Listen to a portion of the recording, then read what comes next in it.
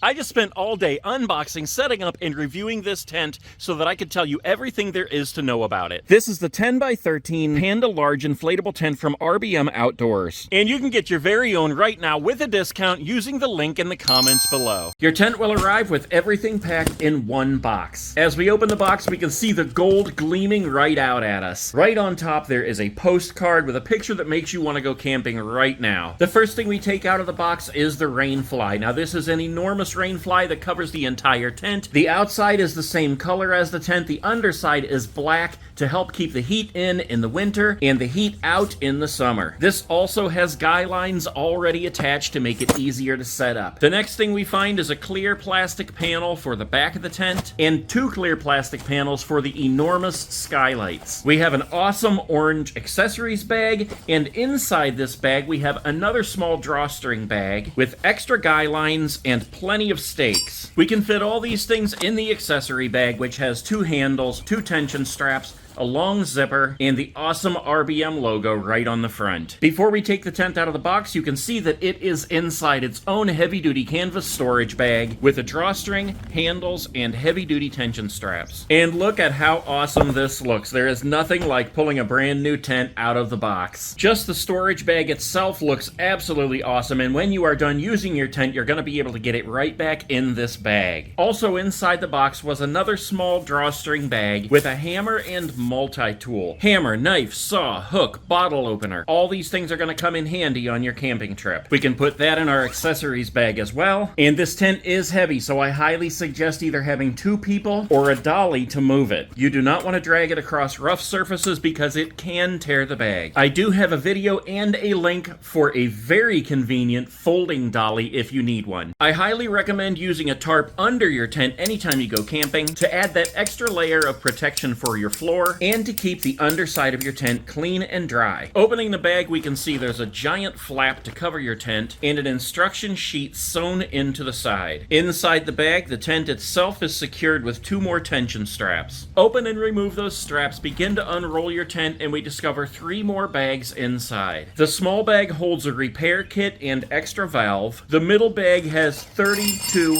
more stakes, and the large bag holds the manual pump. And these pumps are smooth. Swivel handle, PSI gauge on the top of the handle, detachable air tube, and a handful of nozzles. Finish unfolding your tent, straighten it out, stake it down at the corners, and we are ready to inflate. Now this tent opens at both ends, but in case it matters to you, the front is actually the one with the RBM logo. If we look at the corners, you can see there is an air nozzle back in that corner and one on the front here. One of those needs to be closed before we can inflate the tent. Make sure both parts are closed tightly so no air can escape. On the front valve, we're just going to tighten the first part of the valve and leave the second part open. Now you can use the manual pump to inflate this tent, but I'm going to use this electric pump. With the electric pump set at 7 psi, it took under 5 minutes to completely inflate this tent. About halfway through, you do need to walk around and help the structure pop up into place, but after that, you are completely done and you have a completely inflated tent. So here it is, guys. It is fully inflated, and I absolutely love that color. I've got everything closed up right now so that I can show you how this presents in every way. You can see we've got a mesh window on each side and a door in the middle. We've got a vent up here at the peak that we can use this piece right here. It velcros right into place there to hold it open. You've got a guy line already attached right here. Tension straps on each of the corners with a D-ring down at the bottom for staking. And those are all attached to this rain flap here. When that's staked in, it holds it out, and when it rains, the rain drips right off the front. And yes, this tent is waterproof right out of the box, but it is highly recommended that you use the rainfly for heavy downpours. You can see we've got the RBM logo down on the front right corner and a zipper on the front left corner. This opens up and gives you a spot to put an extension cord. Each of the windows is covered by a canvas flap on the inside, which we will open in just a little bit here. As you can see, the front door is canvas. There is a zipper and Velcro to hold it closed, and if we unzip this, we can roll up the flaps and toggle it.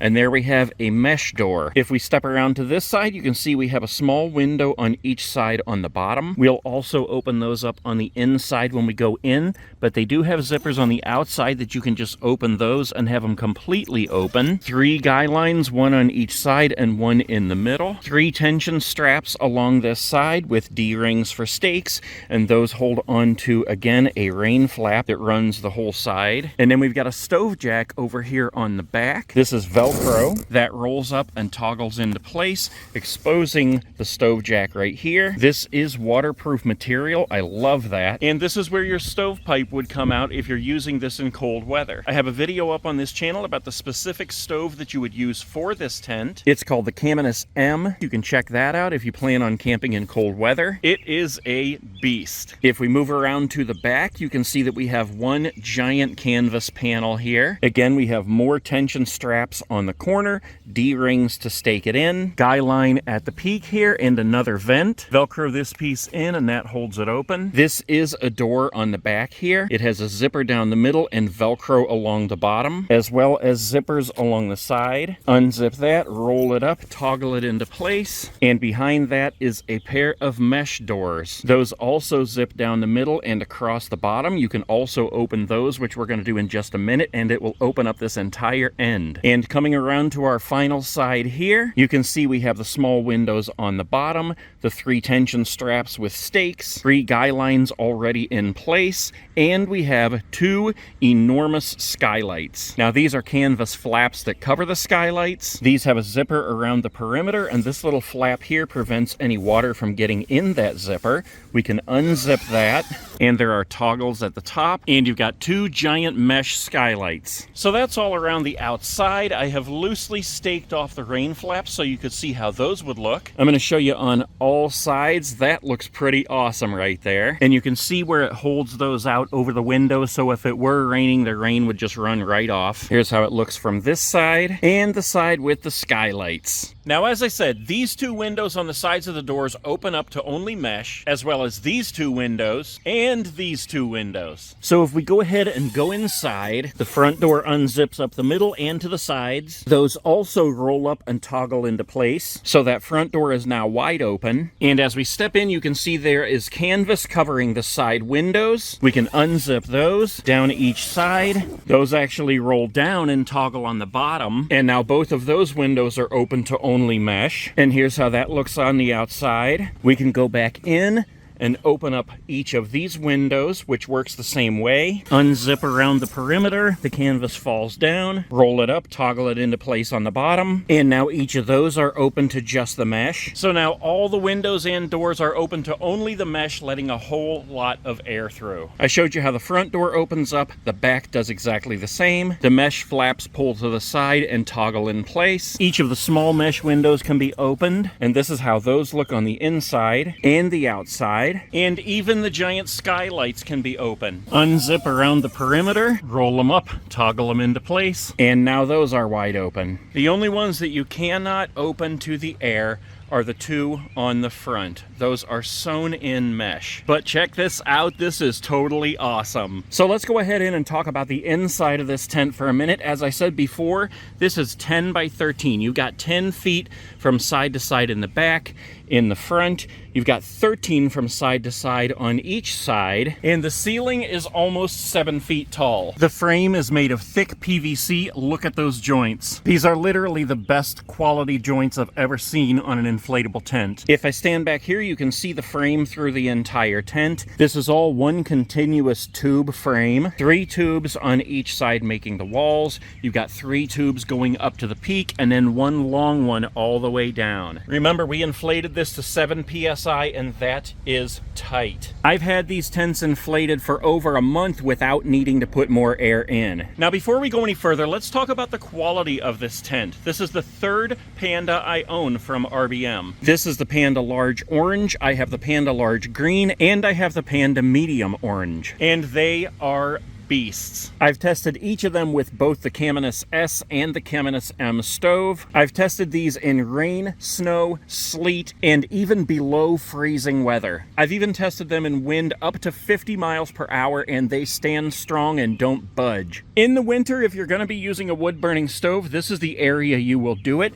This is a heat-resistant shield right here. This is the stove jack I showed you on the outside. The stove actually comes with another heat-resistant shield that would go on the floor right here, and your stove pipe would go up through that hole. And let's not forget we have a little mesh bag right here and another at the back corner, as well as this rope going down the length of the tent that you can hang lights on. There are also some loops along the top that you can hang lights on. Here's the area where your extension cord comes in. I showed you that on the outside, and we have a pressure relief valve here in case you put too much air in. Now, at the beginning of the video, I showed you the clear plastic panels that go on the skylights and the back of the tent. You do not need to remove the panel that's on the back of the tent already, because there is a zipper around the full perimeter on the inside where that goes. Unfold it and lay it out like this. The zipper starts on this side. It seats in right there, then zips along the bottom, then zips up the side and across the top, down the other side, and your clear plastic panel is in the back. Here's how it looks on the outside, and the skylights go in the same way. Seat in at the top, then zip around the perimeter, and there is Velcro on the top. You attach to the Velcro up here, and here's how that looks on the inside, on the outside from the front, and the outside from the back with all the plastic panels in. Now, when you order this tent from RBM, you're going to get the updated version, which looks exactly the same as this with one simple upgrade, and that is the skylights. The plastic on the skylights on the brand new ones on the upgrade that you will receive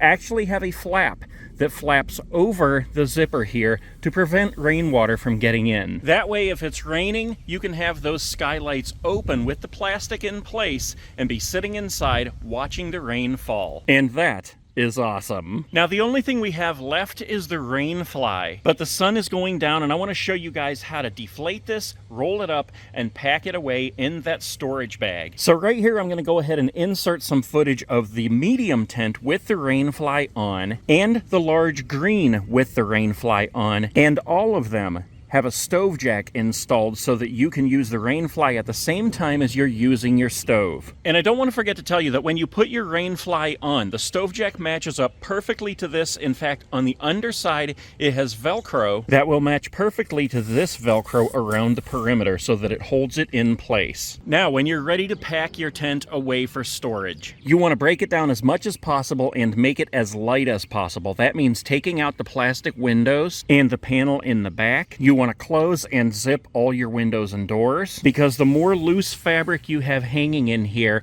the more stuff you have to work around when you're trying to fold it. If you leave a panel rolled up like this, it's just a big bunch, like a lump inside the tent while you're trying to fold it. So you want to have those closed and everything else. Now, you can leave this part open so that there's a place for the air to go out. I leave the front door unzipped and open, and I only zip the bottom of these two panels. That way there's more room for more air to come out. Because when you deflate the tent, you're deflating the air tubes inside, but air can also get captured inside the tent itself. And the last thing you want to do is remove all the stakes except for the ones at the four corners so that it can hold the tent in place. That way when it deflates, it'll fall in on itself and it'll be held in a nice, perfect rectangle. Now, to deflate, you simply go back here where you inflated it, and you want to unscrew this inner ring here. Now, this is going to be kind of loud when the air shoots out. You can hear it start to come out there. As soon as it pops out, and you can see it fall in on itself. And you can see how this is puffed up here, and that's where I said to leave it unzipped so that the air could come out. So it's almost completely deflated here, but we need to walk around, fold it in on itself, and then walk on the structure to push the air out. Make it as nice a rectangle as you can. Throw all your ties and ropes inside so you're folding the tent in on those. And don't forget to open your valve on the back tube. Both of those need to be open to push out the maximum amount of air. Once you've done all that, remove the stakes from around the tent and then fold it over on itself front to back. This way, when you walk on it to push the air out, you're walking on the bottom of the tent instead of the canvas. Walk on the air tubes towards the air valve so it pushes the air out. Fold it over again and do the same. Fold it over one more time and do the same. Grab your tension straps so you're prepared when you have the tent rolled. With each roll, sit on it, push more of that air out. You want this to be as tight as possible. Once you have it rolled up, put your tension straps on, and you're ready to put it in the bag. Grab your bag and put it on over top the tent. This way you can push it over and roll the tent right in, pull up the bag around it. Tuck the flap in over the tent, pull your drawstring, tighten your tension straps, and you're done. The tighter you can make this, the easier it's going to be to move. Pack everything else back up in your accessories bag, tie it up tight, and you are done.